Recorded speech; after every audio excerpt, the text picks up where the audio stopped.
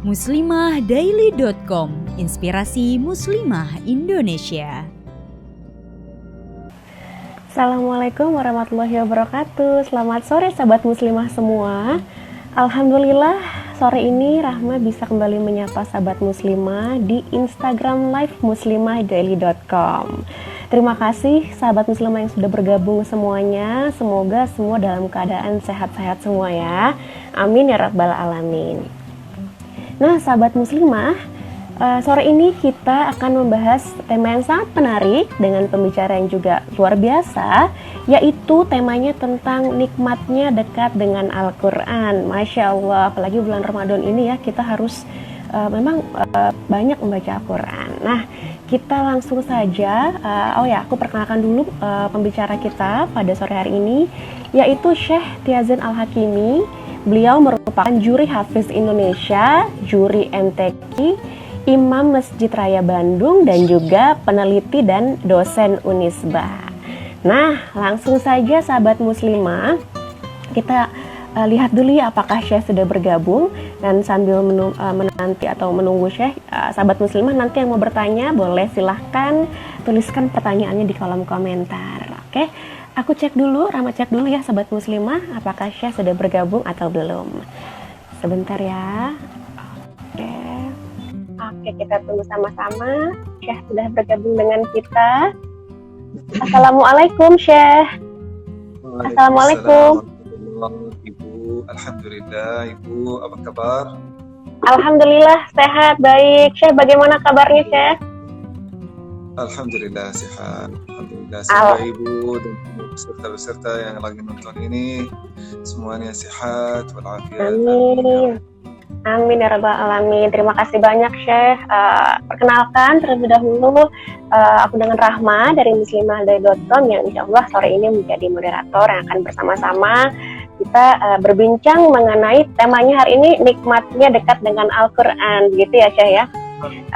Ya, pertama-tama mau mengucapkan terima kasih banyak juga atas kesediaan waktunya. Syekh sudah meluangkan waktu hadir di tengah-tengah kita bersama sahabat-sahabat muslimah. Ibu atas undangannya, walaupun saya seorang ustaz penuh dengan kekurangan, tapi terima kasih atas kepercayaan ini. Jazakumullah khair. Ya, sama-sama Ustaz. Mudah-mudahan bisa banyak belajar hari ini ya dari Syekh. Nah, baik Syekh, kita langsung saja. Jadi kan tema kita hari ini kita bicara tentang nikmatnya dekat dengan Al-Quran. Nah, mau bertanya nih Syekh, bagaimana caranya kita biar agar selalu bisa dekat dengan Al-Quran? Barangkali langsung dipersilahkan untuk disampaikan langsung oleh Syekh. Baik, izinkan saya ini biar saya sambung handsetnya supaya suara lebih. Ya, siap.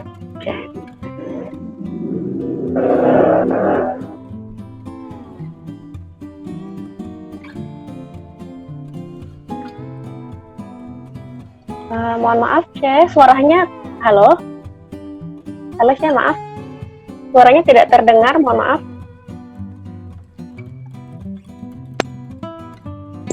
Halo Syekh, maaf. Assalamualaikum. Iya, sahabat muslimah, kita menanti suara dari Syekh. Kita coba tanya lagi. Assalamualaikum Syekh. Nah, sudah. Oh iya, nama masalahnya. Suara gini, alhamdulillah. Gimana sekarang? Lebih jelas? Jelas. Alhamdulillah. Sudah terdengar kembali suaranya Syekh. Alhamdulillah. Boleh saya dengar suara pertanyaannya lagi, Ibu? Iya, betul. Jadi bagaimana sih cara kita supaya bisa selalu dekat dengan Al-Quran? Barangkali boleh dipersilahkan, Syekh. Masya Allah. Ini pertanyaan yang sangat penting. Terima kasih ya Ibu ya. Ini sama-sama. Saja, kalau kita benar-benar ingin dekat kepada seseorang, apa yang kita harus lakukan? Kita harus, supaya selalu dekat sama dia, kita harus punya perasaan yang positif terhadap orang ini. Kalau kita ingin dekat kepada istri, harus sudah ada rasa cinta kepada istri ini. Rasa cinta ini akan membuat kita tidak bosan berada sebelah atau berada dekat dari istri. Begitu juga kita ingin dekat kepada teman, harus ada perasaan yang positif, perasaan cinta kepada teman ini yang mendukung kita supaya kita menghabiskan waktu yang lebih lama sama dia.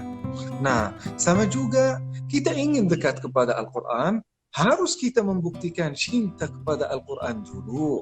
Nah, bukti cinta kepada Al-Quran itu bukan lewat ucapan. Setiap orang di antara mungkin ibu-ibu dan ukhti-ukhti yang mulia ini, kalau ditanya, apakah engkau mencintai Al-Quran? Tidak ada orang yang akan bilang tidak. Pasti semuanya akan berkata, kami mencintai Al-Quran. Tapi cinta kepada Al-Quran itu bukan lewat ucapan saja. Harus lewat perbuatan, harus ada buktinya. Buktinya apa? Buktinya pertama, selalu membaca Al-Quran tanpa ada kebosanan. Tidak ada rasa bosan saat kita membaca Al-Quran. Kita baca 1 halaman, 2 halaman, 3 halaman, 4 halaman, 1 juz, 2 juz. Tidak ada bosan. Malah kita lebih ingin untuk baca lebih sampai kita khatam. Nah, rasa kebosanan itu dari apa? Karena pertama, saat kita membaca Al-Quran, kita membacakannya tanpa ada tadabbur. Kita tidak mengerti isinya apa. Baca 1 juz, 2 juz, 3 juz, ditanya, baru kamu baca apa? Apa artinya? Dia tidak tahu. Baru dapat manfaatnya apa? Aturan Allah Subhanahu wa Ta'ala di dalamnya apa? Nggak tahu. Nah, itu yang memunculkan rasa bosan. Saat kita membaca Al-Quran, di dalam hati kita ada perasaan kita tidak ada manfaat baca Al-Quran. Karena kita tidak mengerti isinya, karena ini dalam bahasa lain, pasti akan muncul rasa bosan. Walaupun kita membaca firman Allah Subhanahu wa Ta'ala. Karena kita membaca sesuatu yang kita tidak mengertinya. Nah, supaya kita selalu dekat kepada Al-Quran, kita membacakannya tanpa bosan. Lewat apa? Lewat mentadabburi Al-Quran. Bisa jadi di antara akhi dan ukhti mungkin yang nonton sekarang, yang Masya Allah sudah hafiz dan hafizah 30 juz, rajin membaca Al-Quran 1 juz setiap hari, one day one juz. Tapi itu semuanya percuma, karena setiap kali membaca Al-Quran itu muncul rasa kebosanan. Kalau ada rasa bosan, berarti cintanya ada masalah di dalam cinta kepada Al-Quran. Nah, jadi yang pertama, baca Al-Quran tanpa ada rasa bosan. Yang kedua, selalu rindu kepada Al-Quran. Selalu rindu kepada Al-Quran. Jadi kalau ada rasa seperti itu, saya baru baca hari ini, bulan Ramadan, setiap hari saya baca 1 juz, saya baca 2 juz, saya baca 3 juz, sesuai dengan mungkin waktu masing-masing. Nah, setiap kali kita sudah membaca wirid kita, 1 juz, kita lebih ingin, ada keinginan, kapan ya Allah saya bisa baca juz kedua? Kapan ya Allah saya bisa baca bacaan berikutnya? Ada rasa rindu. Nah, berikutnya kita saat membaca Al-Quran, menghayati Al-Quran. Dan Rasulullah SAW, ya Ibu ya? Rasulullah SAW pernah menyampaikan hadis yang sangat menarik. Menarik bagi kita semuanya, Ibu dan Bapak. Rasulullah SAW pernah menyampaikan, barang siapa yang ingin berbicara sama Allah, maka salatlah, lakukanlah salat. Saat kita melakukan salat, itu seolah-olah kita lagi berbicara, berbincang-bincang, ngobrol sama Allah Subhanahu wa Ta'ala. Dan waman arada an yatakallam Allah falyaqra al-Quran. Dan barang siapa yang ingin Allah berbicara sama dia, kalau kita ingin Allah berbicara sama kita, maka bacalah Al-Quran. Itu seolah-olah Allah lagi berbicara sama kita. Nah, saat Allah Subhanahu wa Ta'ala berfirman di dalam Al-Quran, ya ayyuhalladzina amanu, hai orang-orang beriman. Orang yang beriman siapa? Kita. Ya ayyuhan nas, hai manusia. Jadi manusia selain kita. Berarti kita lagi berbicara sama Allah Subhanahu wa Ta'ala saat kita membaca Al-Quran, sambil kita menghayati, kita lagi memikirkan, kita lagi berbicara sama Allah Subhanahu wa Ta'ala, itu akan memunculkan rasa cinta yang luar biasa di dalam hati kita, sehingga kita tidak akan pernah bosan membaca Al-Quran. Setelah itu, kita berusaha untuk berada dalam lingkungan yang mendukung. Kita harus ada sahabat dari akhi dan ukhti yang selalu kalau kita hari ini belum baca wirid kita, belum baca juz kita, ditanya, kamu sudah baca belum? Belum baca, ditegur, dinasihati. Itu akan membuat kita terdorong dan juga semangat untuk memperhatikan Al-Quran. Jadi itu akan membuat kita sangat dekat kepada Al-Quran. Dan saya khatam dengan ini supaya menjawab pertanyaan ini secara full ya Ibu ya. Iya. supaya kita dekat kepada sesuatu, kepada siapapun, kepada manusia, kepada kerja kita, kepada apapun. Kita harus tahu apa yang kita bisa dapat, manfaatnya apa. Kita nikah buat apa? Kita dekat kepada seseorang buat apa? Kita masuk kerja ini buat apa? Kalau kita sudah tahu tujuan kita apa dan bekerja untuk dapat apa target kita, maka kita tidak akan pernah jauh dari hal itu. Seperti apa? Kita lagi mungkin kerja pergi supaya kita dapat gaji, supaya kita selalu komunikasi sama sahabat, supaya saya menjadi lebih bermanfaat di antara masyarakat. Nah, saya bisa dekat kepada teman dekat saya karena dia, supaya saya selalu curhat, karena dia selalu nasihati, ada manfaatnya. Nah, begitu juga kita harus memikirkan kita akan dapat apa kalau kita dekat dari Al-Quran. Puluhan hadis dari Rasulullah Sallallahu Alaihi Wasallam menyampaikan keutamaan membaca Al-Quran. Di antaranya kita akan dapat syafaat, pertolongan hari kiamat. Kita akan dilindungi dari siksa kuburan. Kita akan diberikan derajat yang paling tinggi di surga.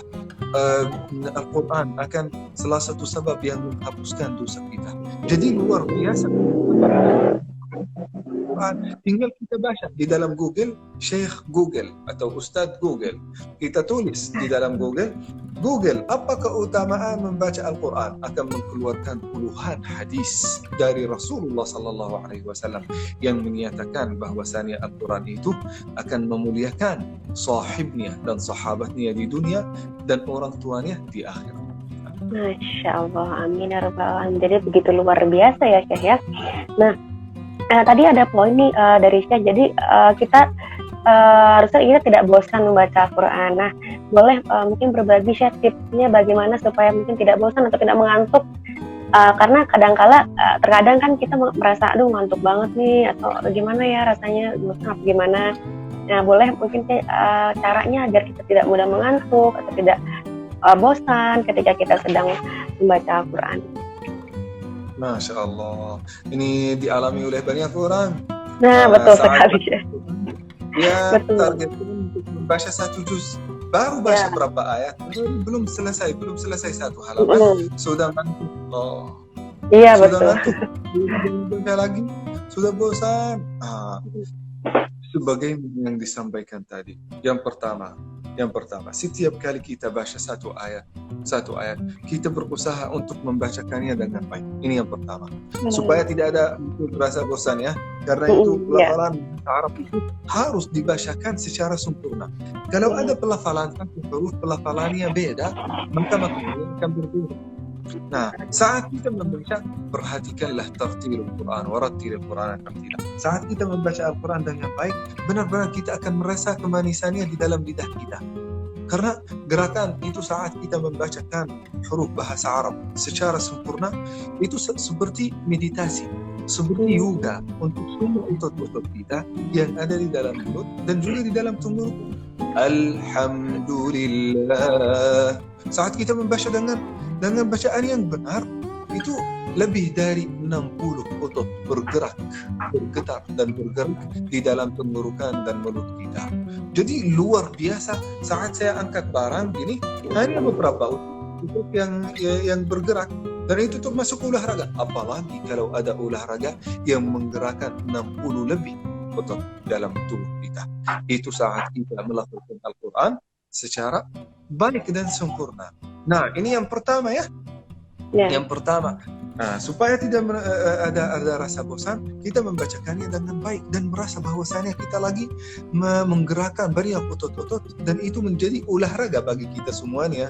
Seperti yoga, saat kita melakukan yoga, saat kita melakukan olahraga, jarang kita bosan. Jarang. Nah, ini yang pertama. Yang pertama, saat kita berbicara dan baca Al-Quran itu diperhatikan hurufnya dan makhrajnya dan sifatnya dan tajwidnya, insya Allah tidak akan dosa. Ini yang pertama. Yang kedua, kita sudah membacakan bacaan Al-Quran dengan baik. Nah, yang kedua, jangan melupakan tadabburnya. Jangan melupakan tadabburnya. Allah Subhanahu wa ta'ala berfirman, Kitabun anzalnahu ilayka liyadabbaru ayatihi wa liyadzakkara ulul albab. Quran bukan hanya untuk menggerakkan bibir dan lidah. Itu Al-Quran bukan itu daripada Al-Quran. Kita bisa baca 1 juz, 2 juz, bahkan 30 juz dari Al-Quran setiap hari. Tapi bukan karena itu Al-Quran diturunkan kepada kita. Al-Quran diturunkan kepada kita supaya kita memahami isinya apa yang diinginkan oleh Allah Subhanahu wa ta'ala daripada ayat ini yang baru dibacakan. Apa yang dimaksud oleh Allah Subhanahu wa ta'ala di sini? Allah Subhanahu wa ta'ala kira-kira mau saya melakukan apa saat saya memahami ini? Nah, kita harus selalu itu mentadabburi Al-Quran. Walaupun bacaan itu terlalu banyak, asal kita membacakannya dengan baik dan memahaminya, mentadabburi artinya, itu luar biasa di sisi Allah Subhanahu wa ta'ala. Bisa jadi satu ayat yang dibacakan dengan baik, mentadabburi maknanya, itu lebih bagus daripada 1 juz dibacakan tanpa mentadabburi apa. Nah, setelah itu kita sudah mentadabburi Al-Quran. Setelah itu apa? Nah, gampang saja. Kalau mungkin ibu-ibu dan ukhti-ukhti yang lagi nonton ini mungkin masa mudanya, lagi remaja, itu lagi di sekolah. Kadang-kadang kita terima pesan, surat dari orang yang kita cintai, cowok atau cewek, kan? Nah, saat kita menerima pesan itu, maaf ya, saat kita menerima pesan itu, pesan awalnya, langkah pertama yang kita lakukan, kita akan membacakannya dengan baik, satu kata per satu kata sampai kita selesai. Kita berusaha untuk membacakannya, tidak ada masalah atau kesalahan dalam bacaannya. Kalau ada kesalahan dalam bacaannya, muncul makna yang berbeda, ini yang kita tidak mau. Awalnya kita akan membacakannya dengan baik. Kedua, kita akan memahaminya supaya kita ingin orang yang kita cintai ini mau apa dari saya. Mau naksir, mau jadi jodoh, mau jadi suami, mau jadi calon istri, gitu ya kan? Nah, setelah itu kita sudah memahaminya dengan baik. Maka supaya kita membuktikan cinta kita kepada orang yang kirim pesan ini dan surat ini, kalau ada permintaan dalam surat ini, tolong pergi ke tempat itu, tolong kasih saya makanan ini, tolong kasih saya coklat ini. Nah, kita akan berusaha untuk melakukan sesuai dengan keinginan orang yang kirim pesan karena ingin membuktikan cinta kepada orang ini. Kalau kita tidak membacakannya dengan baik, tidak memahaminya, tidak melakukan apa yang diinginkan oleh orang yang kirim suratnya, berarti kita tidak mencintainya. Nah, begitu juga ibu-ibu yang dimuliakan Allah Subhanahu wa ta'ala. Allah Subhanahu wa ta'ala kirim kepada kita masing-masing surat kepada kita, pesan kepada kita semua, yaitu Al-Quran, kepada setiap orang di antara kita. Orang yang tidak membacakan Al-Quran dengan baik, tidak mentadabburi, tidak mengetahui artinya apa, arti surat dari Allah Subhanahu wa ta'ala itu apa. Ada aturan juga di dalamnya, ada perintah dari Allah Subhanahu wa ta'ala di dalamnya. Suka tidak dilakukan, maka itu salah satu bukti bahwasanya masih ada penyakit dalam cinta kita kepada Allah Subhanahu wa ta'ala. Nah, supaya tidak ada rasa bosan, setelah membaca Al-Quran dengan baik harus kita mentadabburinya. Setelah kita mentadabburinya, kita harus mengamalkan ajarannya apa. Nah, sebagaimana yang disampaikan tadi, ada maksud Allah dari setiap ayat yang diturunkan kepada kita. Kita berusaha untuk melakukan dan mengamalkan semua yang diinginkan oleh Allah Subhanahu wa ta'ala di dalam Al-Quran. Nah, itu yang namanya mengamalkan Al-Quran. Nah, supaya itu menjadi lebih seru, jangan sendiri-sendiri. Jangan baca Al-Quran sendiri, jangan mentadabburi Al-Quran sendiri. Usahakan untuk cari teman. Istri mencari suaminya, suami mencari istrinya, seorang akhwat mencari temannya. Setiap orang mencari teman supaya mereka mengamalkan Al-Quran bersama. Seperti apa? Mengeluarkan semua ayat-ayat tentang kejujuran. Bagaimana supaya kita menjadi orang jujur sesuai dengan ayat-ayat ini? Kalau kita sudah jujur mencari ayat tentang birrul walidain, bagaimana supaya kita berbakti kepada orang tua? Nah, mengamalkan ayat bertahap-tahap. Kita pasti tidak akan mampu mengamalkan seluruh Al-Quran 100% karena kita manusia, penuh dengan kekurangan, banyak dosa, kadang-kadang lupa, kadang iman lemah. Tidak apa-apa. Kalau ada teman yang selalu menasihati, selalu mendukung, kita bisa mengamalkan Al-Quran bersama. Ayo kita mengamalkan Al-Quran bareng, ayo kita menjadi lebih baik bareng, ayo kita beribadah bareng. Itu akan membuat kita lebih semangat dan lebih nikmat untuk dekat kepada Al-Quran. Tidak akan pernah merasa ada rasa kebosanan di dalam hati kita. Masya Allah. Jadi semoga kita semua bisa mengamalkan Al-Quran dan kita tetap bisa dekat dengan Al-Quran terus ya Syekh ya. Amin, amin ya rabbal alamin. Nah Syekh, boleh tanya lagi Syekh, apa yang Syekh rasakan nih ketika di kehidupannya sudah ada di titik yang sangat dekat dengan Al-Quran? Boleh berbagi dengan kita Syekh? Nah, itu mungkin Pengalamannya. saya sudah hampir, sejak saya khatam Al-Quran sudah hampir lebih dari 19 tahun. Saya khatam Al-Quran itu usia saya sudah masih 11 tahun, 12 masuk. Dari kecil ya Syekh ya? Ya. Sejak umur itu sampai sekarang sudah mengalami banyak hal, bahkan tidak terhitung, semuanya bersama Al-Quran. Awalnya dulu saya khatam Al-Quran masih kecil. Nah, saat itu benar-benar saya masih ada banyak keraguan, apakah Allah itu ada, apakah agama Islam itu benar, apakah mazhab itu. Nah, ketika saya dekat kepada Al-Quran, mentadabburi artinya, banyak semua pertanyaan-pertanyaan itu terjawab oleh Allah Subhanahu wa Ta'ala. Saya tidak heran lagi, sebagaimana Allah di dalam surat Ad-Duha, wa wajadaka dhallan fahada. Allah Subhanahu wa Ta'ala melihat manusia itu seorang yang lagi heran, tidak tahu dia kemana, tidak tahu dia diciptakan buat apa, setelah kematian dia mau kemana. Tidak ada orang yang tahu. Tapi insya Allah kalau dia sudah mentadabburi Al-Quran, jawabnya itu jelas di dalam Al-Quran. Wa ma umiru illa liya'budullaha mukhlishina lahu-d-din. Nah, setelah itu selain hal ini yang membuat saya tenang secara pikiran, secara agama, secara perbuatan. Nah, selain itu alhamdulillah saya dapat beasiswa untuk belajar. Ya, belajar di fakultas, bahkan fakultas kedokteran di Yaman. Nah, belajar di sana gratis. Gara-gara apa? Dapat beasiswa karena jadi hafiz Al-Quran. Alhamdulillah saat itu ikut musabaqah lomba, dapat juara 1, diberikan beasiswa gratis, belajar selama 6 tahun, semuanya gratis S1.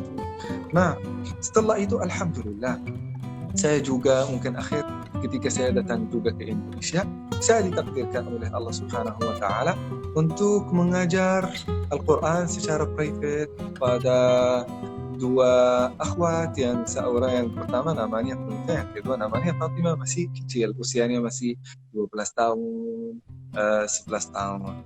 Alhamdulillah ditakdirkan oleh Allah Subhanahu wa Ta'ala, karena saya kenal sama 2 adik-adik ini. Karena saya mengajarkan Al-Quran kepada mereka, saya jadi nikah sama kakaknya. Alhamdulillah. Karena Al-Quran juga. Alhamdulillah. Nah, dan juga bukan hanya itu, alhamdulillah selama saya pernah juga di Prancis, pernah di sana, yang membuat saya juga bahagia banget. Ada 5 orang saat itu saya menjadi imam, ada 5 orang di sana yang masuk Islam alhamdulillah gara-gara mereka dengar bacaan salat.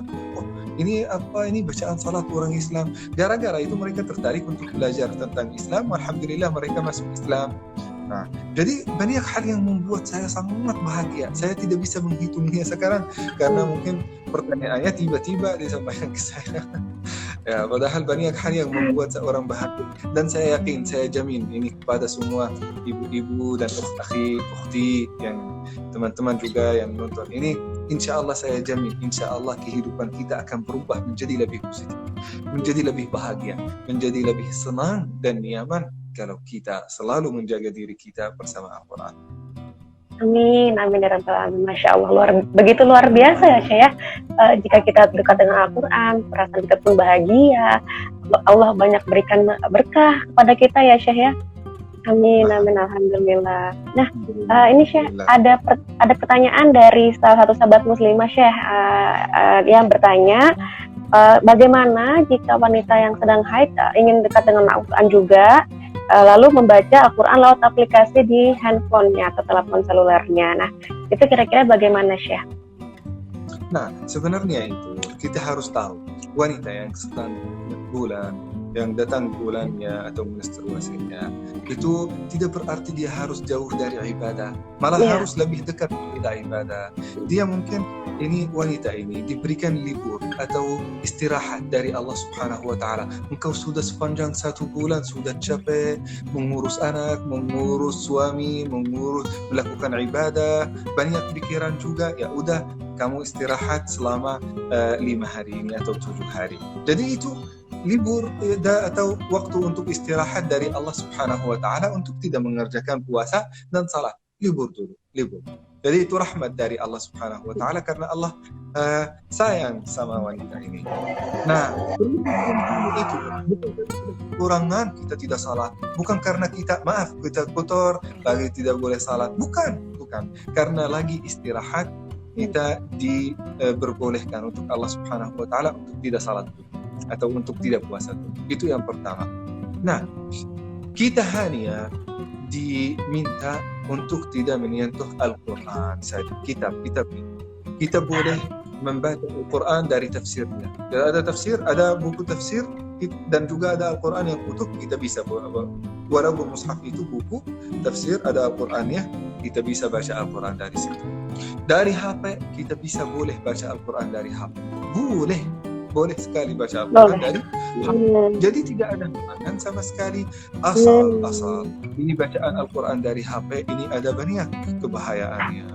Dunia saat kita lagi senang menikmati waktu sama Allah, dengar cerita dari Allah Subhanahu wa Ta'ala kepada kita. Allah lagi cerita sama kita di dalam Al-Quran. Kita tiba-tiba online muncul komentar di dalam Instagram, buka Instagram. Setelah itu ada pesan dari WA. Setelah itu ada status dari Facebook. Jadi kita tidak memperhatikan Allah Subhanahu wa Ta'ala yang lagi cerita sama kita, yang lagi berbicara sama kita. Dan itu hal yang sangat tidak sopan sama Allah. Nah, supaya kita benar-benar menjaga kesopanan sama firman Allah Subhanahu wa Ta'ala, kita offline dulu. Kita tutup semua aplikasi lagi.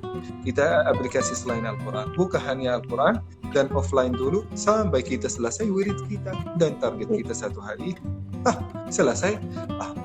Alhamdulillah.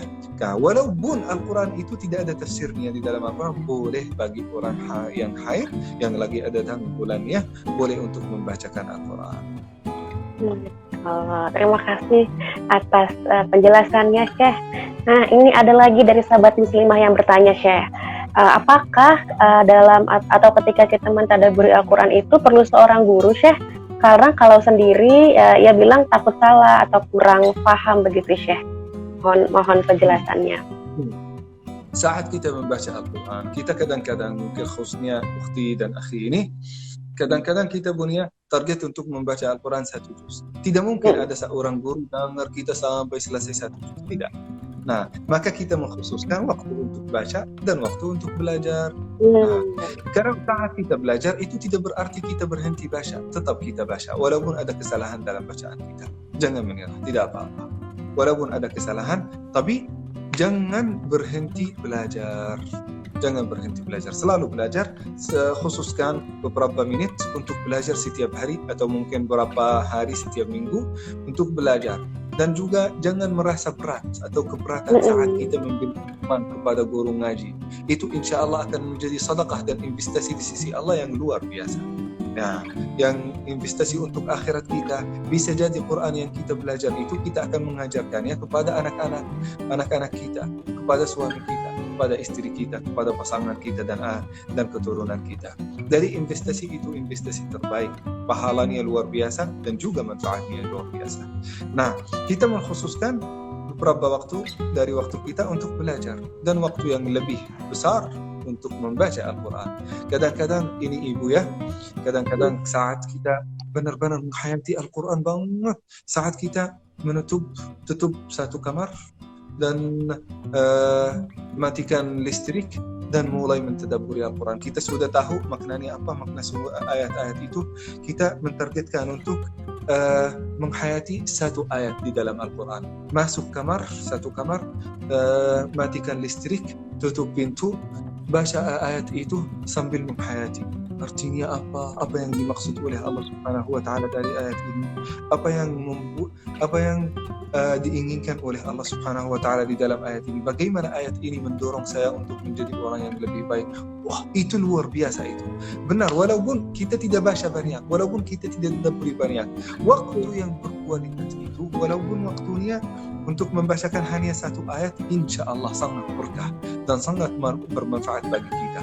Bermanfaat untuk emosi kita, bermanfaat untuk psikis kita, bermanfaat untuk pikiran kita, bermanfaat untuk ketenangan kita, bahkan bermanfaat untuk kerja kita ke depan, menjadikan kita lebih semangat, lebih termotivasi untuk kerja di kantor, untuk kerja ibadah, untuk lebih baik kepada suami, lebih baik kepada orang lain.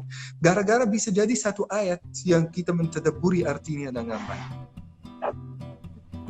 Jadi intinya kita jangan takut untuk terus belajar ya Syekh ya, walaupun sendiri pun kita tetap bisa mentadabburi Al-Quran ya Syekh ya. Jadi dengan guru pun iya.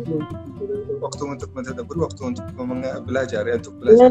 Ya, jadi ada waktunya untuk belajar, jadi ada waktu juga untuk mentadabburi Al-Quran, Masya Allah. Nah, Syekh barangkali ada pesan-pesan Syekh dari Syekh untuk sahabat-sahabat muslimah, barangkali biar bagaimana biar tetap bisa menghadirkan hati ini sehingga kita bisa jatuh cinta dengan setiap ayat-ayat Allah, jatuh cinta terus dengan Al-Quran. Mungkin ada pesan-pesan dari Syekh untuk kita semuanya. Sebenarnya saya punya banyak pesan, tapi mudah-mudahan saya akan mensingkatkannya dalam hal ini ya. Kadang-kadang mungkin saya akan mensingkatkannya, menjelaskannya sesuai dengan hadis Rasulullah Sallallahu Alaihi Wasallam. Rasulullah Sallallahu Alaihi Wasallam ini menyampaikan pertanyaan yang membuat keributan di antara sahabat. Sahabat beribut ketika mereka dengar Rasulullah Sallallahu Alaihi Wasallam menyampaikan hal ini. Rasulullah Sallallahu Alaihi Wasallam bersabda dan bertanya kepada para sahabat, wahai sahabatku, tahukah siapa keluarga Allah Subhanahu wa Ta'ala? Para sahabat ini semuanya benar heran, bahkan merasa aneh. Kok Allah Subhanahu wa Ta'ala itu punya keluarga? Kan Allah itu tidak punya istri, tidak punya suami, tidak punya anak, tidak punya keturunan. Gimana itu Allah punya keluarga? Rasulullah Sallallahu Alaihi Wasallam menjelaskan sesuatu yang sangat bermakna di sini. Rasulullah Sallallahu Alaihi Wasallam bersabda, Ahlul Quran, ahlullahi wa khasatuh. Ahlul Quran itu orang yang selalu memperhatikan Al-Quran, mempelajarinya, mentadabburinya, mengamalkannya. Orang ini diangkat sebagai keluarga Allah Subhanahu wa Ta'ala. Bukan hanya keluarga Allah yang paling dekat.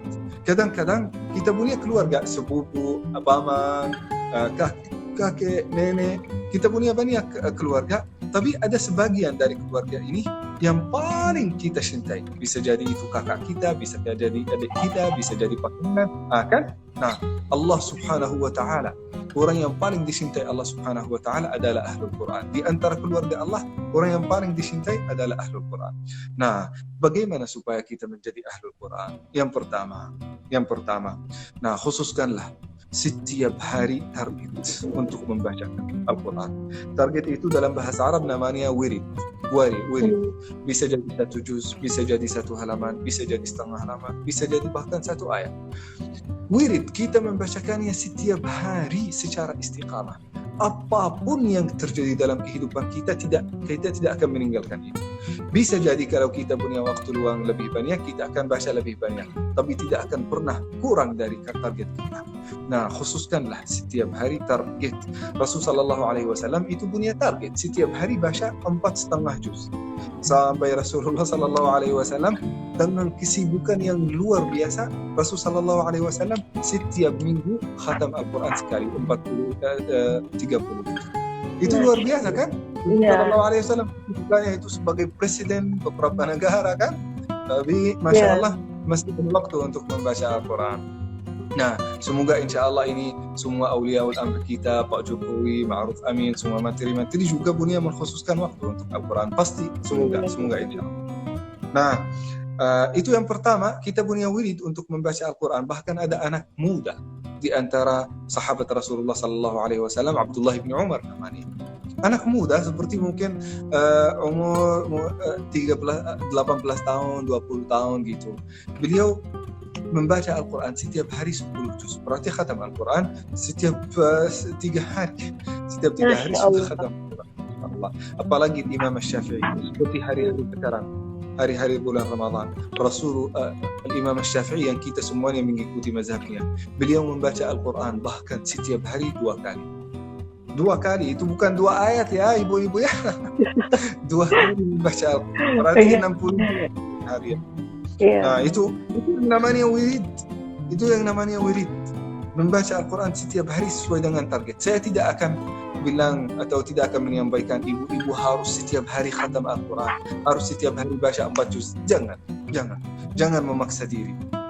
Sesuai dengan kemampuan kita. La yukallifullahu nafsana illa usaha. Kita membaca Al-Quran secara tenang, tadabbur, menghayati, itu lebih baik di sisi Allah Subhanahu wa taala.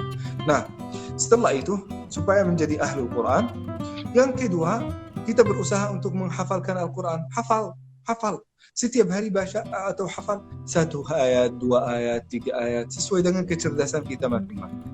Nah, saya tahu mungkin ibu-ibu ini ada yang kerja, ada yang lagi studi, ada yang S2, S3, S1, banyak tugas juga. Tidak ada waktu untuk Al-Quran, hafal 30 juz.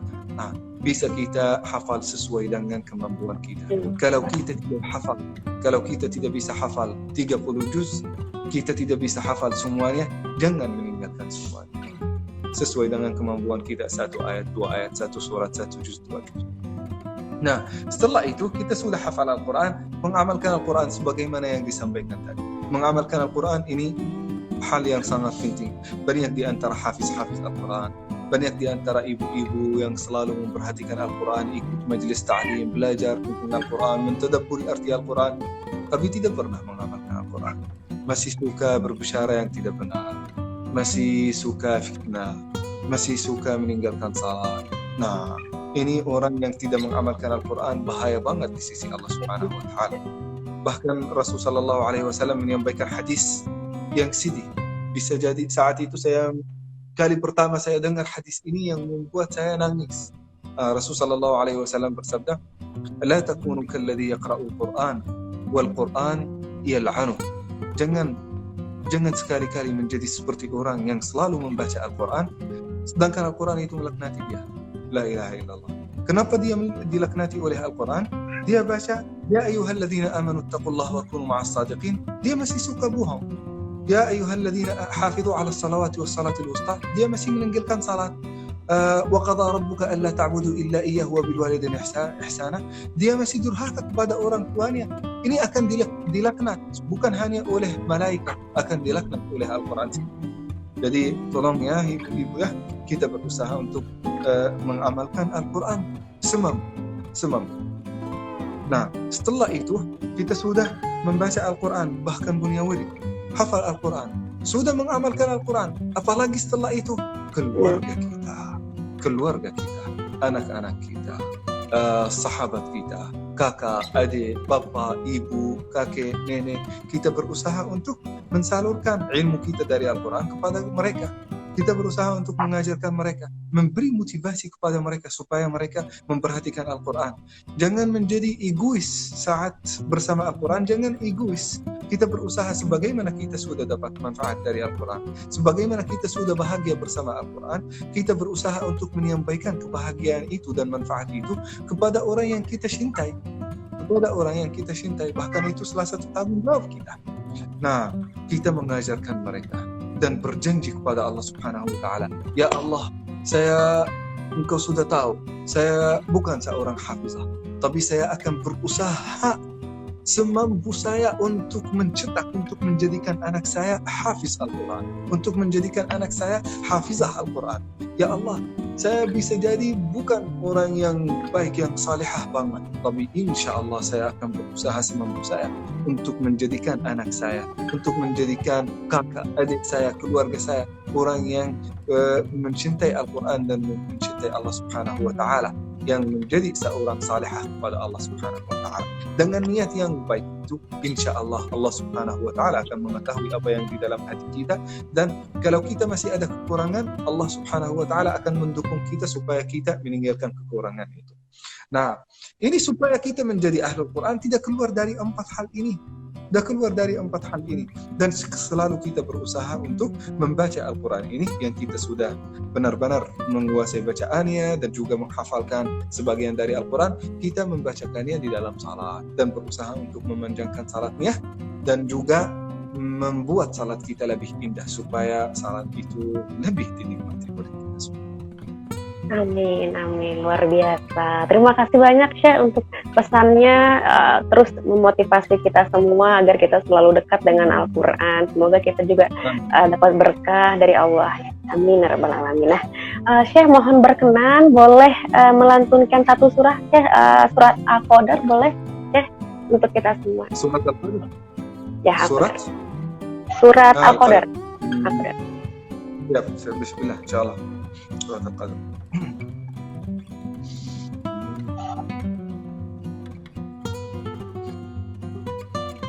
Bismillahirrahmanirrahim. Inna anzalnahu fi lailatul qadr wa ma adraka ma lailatul qadr. Lailatul qadri khairum min alfi shahr. تنزل الملائكة والروح فيها بإذن ربهم من كل أمر سلام هي حتى مطلع الفجر. صدق الله. Terima kasih banyak Syekh, luar biasa. Semoga terus memotivasi kita semua ya Syekh. Terakhir, amin. Terakhir dari Rahma Syekh, barangkali mohon berkenan menyampaikan kesimpulan atau ada tambahan dari Syekh untuk kita semua terkait nikmatnya dekat dengan Al-Quran, dipersilakan Syekh. Nah, jadi gini ya ibu-ibu yang dimuliakan Allah Subhanahu wa Ta'ala. Nah, nikmatnya dekat kepada Al-Quran itu luar biasa, apalagi kalau kita membacakan hadis Rasulullah sallallahu alaihi wasallam, iqra'u hadzal Qur'an fa innahu ya'ti yaumil qiyamati syafi'an li ashabi. Bacalah Al-Quran ini karena sesungguhnya akan datang Al-Quran ini sebagai pemberi syafaat bukan kepada sembarangan orang, akan memberi syafaat kepada sahabatnya. Sahabatnya itu orang yang kita selalu menghabiskan waktu sama dia. Coba bayangkan ibu-ibu, kalau kita punya sahabat dekat, kalau kita lagi sedih, kita curhat sama sahabat kita. Kalau kita lagi gembira, kita sampaikan berita gembira kepada sahabat kita. Kita dalam kondisi gembira, dalam kondisi sedih, kita selalu dekat kepada Al-Quran. Kita dekat kepada Al-Quran. Insya Allah kita akan diberikan manfaatnya di dunia dan juga di akhirat. Kita juga perlu tahu bahwa sahabat yang selama kita setia sama Al-Quran. Apa artinya kita setia sama Al-Quran? Dalam semua kondisi kita tetap selalu bersama Al-Quran. Kita tetap selalu membaca Al-Quran. Kalau kita punya hafalan, kita selalu murajaah Al-Quran. Kalau kita sudah baca satu juz, kita setia untuk membacakan juz ini lagi. Jadi itu selalu kesetiaan bersama Al-Quran akan dibalas dengan kesetiaan yang luar biasa. Kita sudah menghabiskan waktu kita sama Al-Quran di dunia, Al-Quran akan mengingat kita di alam kubur, bahkan hari kiamat. Bahkan di dalam hadis yang sahih, ada 2 malaikat, namanya Munkar wa Nakir, akan menyiksa kita atas semua dosa-dosa yang dilakukan oleh kita di dunia. Saat mereka menyiksa kita, akan datang Al-Quran akan datang untuk menghalangi kita dari siksaan itu. Akan berkata, ya Allah, orang ini telah menghabiskan waktunya saat dia di dunia bersama aku, telah menghabiskan waktu malamnya, waktu siangnya bersama aku di dunia, maka ya Allah jadikanlah aku sebagai penghalang dan pelindung dari siksa kuburan. Bukan hanya itu, Quran juga akan setia sama kita hari kiamat. Saat kita dibangkitkan hari kiamat, setiap orang akan dibangkitkan hari kiamat bersama orang yang dia mencintai. Dia mencintai istrinya, bangkit bersama, sama suaminya bersama, sama sahabatnya bersama, sama pacarnya bersama. Setiap orang akan dibangkitkan hari kiamat bersama orang yang dia cintai. Tapi orang yang mencintai Al-Quran akan dibangkitkan bersama Al-Quran. Nah, datang kepada Allah Subhanahu wa Ta'ala, Al-Quran akan berdoa, ya Allah, sahabat saya ini wajar dia manusia, pernah melakukan beberapa dosa, maka ya Allah ampunilah dosanya. Maka Allah Subhanahu wa Ta'ala akan mengampuni dosanya. Lalu setelah itu akan diberikan kepada orang tua sahabat Al-Quran mahkota yang sinarnya lebih mulia daripada matahari.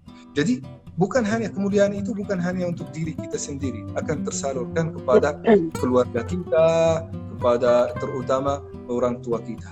Nah, ibu-ibu dan bapak-bapak dan akhi dan ukhti, ini kalau benar-benar sayang dan cinta kepada bapak dan mama kita, maka kita memuliakan mereka dengan Al-Quran. Mereka akan mulia, bahagia di dunia dan mulia di akhirat.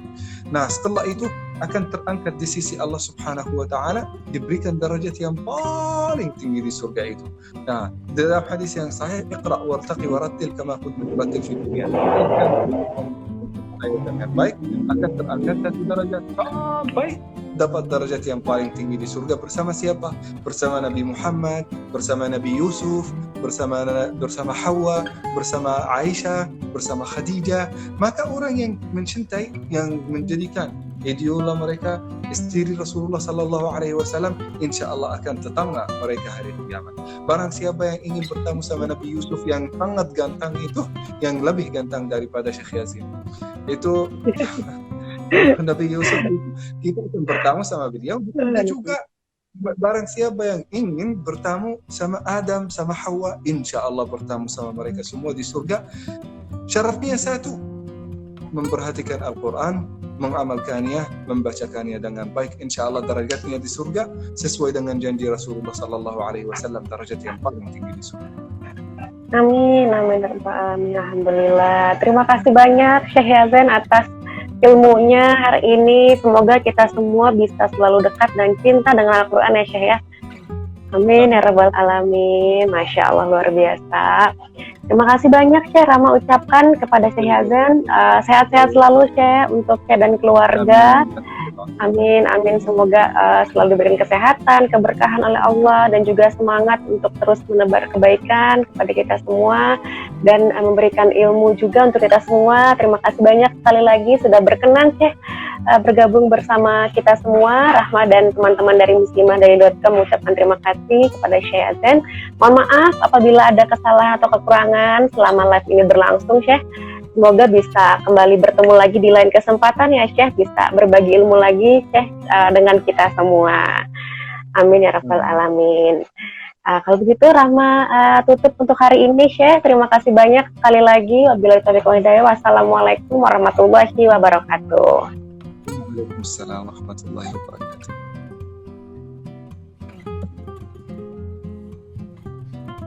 Gimana cara ini?